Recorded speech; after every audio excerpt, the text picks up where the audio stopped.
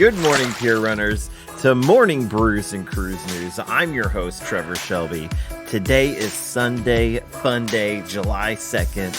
Yesterday, I installed a new garbage disposal and I broke the drain pipe. So perhaps no fun day for me. Coming up in today's episode, we're going to ask ourselves, which cruise ship just hit 30 years old? Did I just see another Carnival ad? And we're going to talk about some of the best stateroom types on a cruise ship. But first, let's take a sip of this delicious coffee. I'm dreading this one, guys.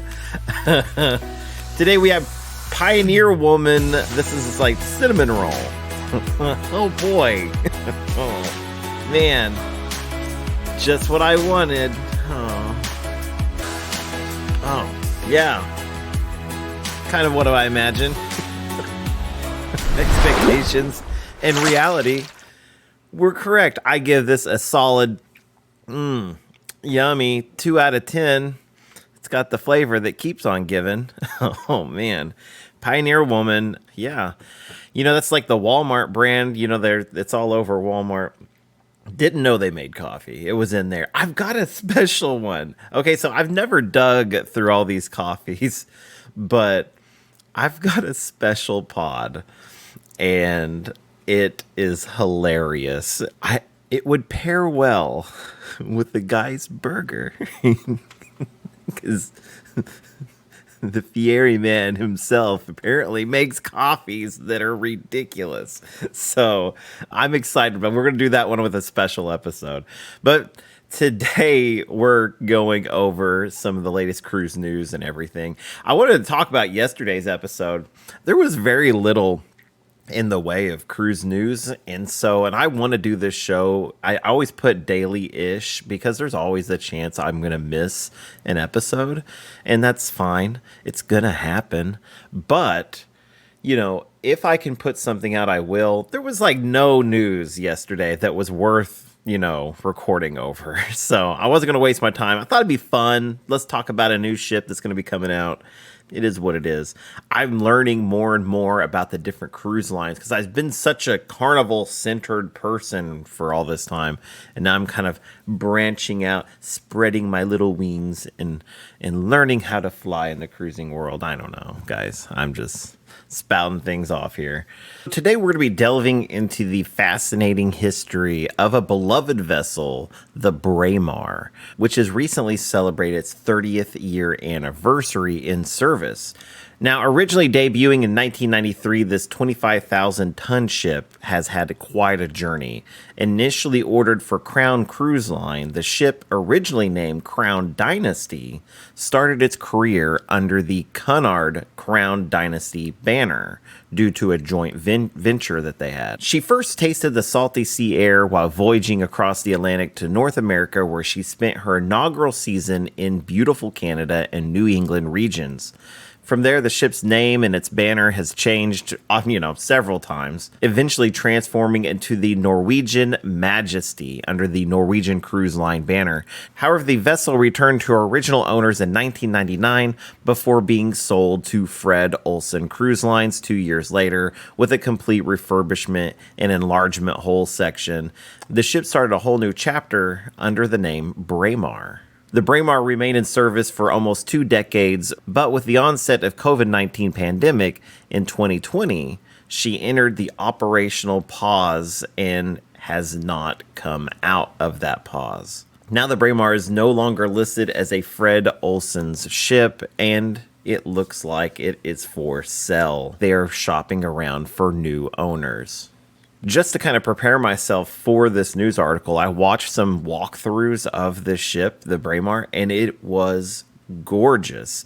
Even, just before the pandemic, it was a fantastic ship. It only carried like 900 passengers, and it was a gorgeous ship. I mean, it took luxury up there. So it was a nice ship. I bet you it's still in really good shape, which is probably why it hasn't ended up in the scrapyard. It looks like it's a well-maintained, well-taken care of ship. To me, it really didn't look like it was out of date at all. So, I mean, that's just fantastic. So hopefully the Braymar finds new ownership and doesn't end up in the scrapyard. Now, as you search through social media or look at cruise options, you may be seeing Carnival advertisements pop up more often. And we're going to talk about that for a little bit. Let's dive into the strategic waters of advertising with Carnival Corporation. By the way, this is different coffee now, so don't think I'm falling into a trap. Recently, during their second quarter earnings call, Carnival announced plans to optimize its advertising spending further.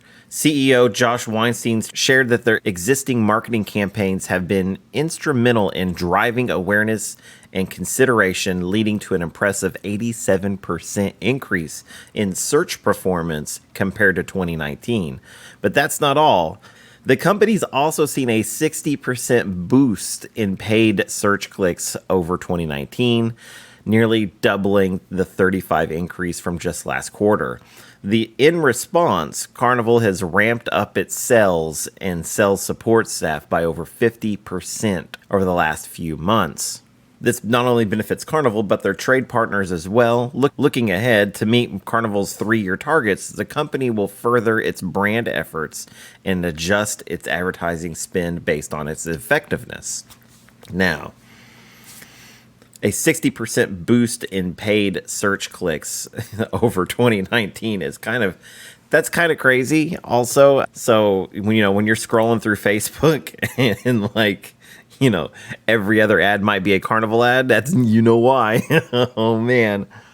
It's funny is being a content creator for cruising, and I do research for different ships. Most recently, I go to the Royal Caribbean's website and look at their media stuff and get video stuff for their packages and everything. And by doing that, it tells Facebook that I'm searching for a cruise, and now I'll see a friend's post advertisement for a cruise. It's like Virgin, Carnival, Norwegian. Okay, come on.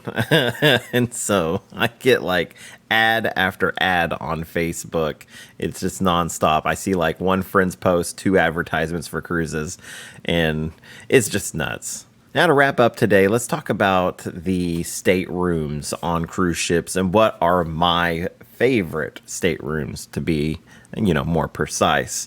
Now, when you're booking a cruise, and this is kind of a tip, one thing that I always enjoy doing is look at the cost of the room, and if the ship you're going on has spa access. So with Carnival, they have the thermal suites. You pay a couple $100 and you get access to those thermal suites all week long. If it's me and my wife doing it, then we're spending, several $100s to get access to those spa suites. If we're looking at an interior cabin, let's say we're just going to do just your bog standard interior, check out what the cost difference is for that spa room. Because if it's only $200, let's say your cruise is $800 and it's $1,000 to get that spa room. Well, to get the spa access, you're going to spend $1,200. So you might as well go ahead, spend the $1,000 for a spa room, and you're going to get for free that access to the spa. So always kind of keep those things in mind. Watch those prices, kind of gauge what you think, you may or may not want to be doing. And so that's something that I always think is very, very important. Also, there's spa balconies, so do the same thing with a balcony as well. Speaking of balconies, one thing I don't like are just these standard balconies. Oh, there's Flinty. Oh my goodness, she's being a naughty girl. So she wants to be on the show, guys. So speaking of balconies, I'm not a big fan of just the standard balconies. My more thing is a Cove Balcony, and I'll kind of tell you why. I like being kind of sunk in to the ship a little bit. I don't like sticking out there. I feel like a regular balcony can get windy at times. Especially, don't ever make this mistake. Do not, I'm just telling you right now, do not book the most forward-most balcony, because you'll never enjoy it. You're going to step out there and be like, the wind is just insane. Did it for our wedding cruise, and oh my gosh, I barely went out there. Every time you did, it was just like you were just smacked in the face with wind. But at Cove Balconies, you're really close to the water. You get to see like the flying fish and the all kinds of sea life. We've seen jellyfish fields. I mean, just like crazy amount of jellyfish. We've seen dolphins. Lots of trash sometimes, but you see all kinds of neat things when you're down there. Things you could see a little bit better than your standard balcony. I don't know. I just really enjoy a good Cove balcony. Now, just about every cruise line has a different tiered, rooms. Some that are more geared for families, some that are more geared for rest and relaxation. You can also look into those. Like Carnival has like Family Harbor and those kind of things. And so you could look into some of that and see if any of those meet your needs as well. With Carnival, it kind of comes with a designated food area for families. So you can kind of like take your kids to like one spot where they can kind of run around and play, and they're kind of locked up in a space that you can kind of take your eyes off of them for just a minute, let them run themselves out. Now, I've never stayed in a suite, but I would love to. I just never did it because of the price. I always look at it and I'm like, oh, I could cruise 2 more times with that. So I've always kind of stayed away from those rooms. But my favorite locations on a ship is going to be midship. And I don't really care like high or low. It doesn't really matter to me. One thing I do recommend is looking at these ship plans and kind of seeing the things that you're going to be doing the most, and then kind of plan out that way as well. So if you spend a lot of time up on Lido, why don't you get somewhere like right by Lido? If you're deck below or deck around, if you're right around there, get something like that. I used to buy into the whole, don't book the front of the ship because you're going to get seasick. Don't book the back of the ship because you're going to need to do this or that. I don't know.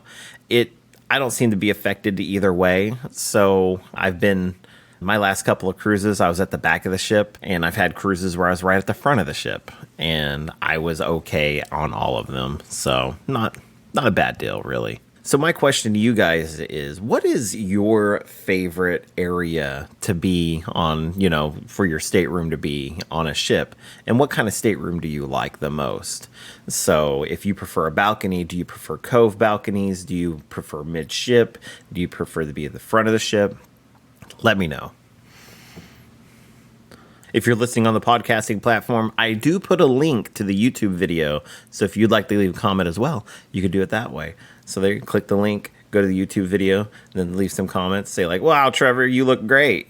So there you go. Or why do you wear sunglasses in every episode, man? And it's like, you don't want to see these eyes this early, man. Now, make sure you subscribe if you want to see me, keep dancing. And I'll just keep on dancing away when I see that go up. I get really sad when it goes down, guys. But anyway, that is all the news that we have for you today. So stay tuned for more updates from Morning Brews and Cruise News. Make sure you are subscribed. My name is Trevor Shelby. Remember, folks, life is like a voyage. You never know where the seas may take you. It could take you to some delicious coffee or to a pioneer woman that serves you dirt. So stay alert, stay caffeinated, and above all else, stay cruising. Smooth sailing, pier runners.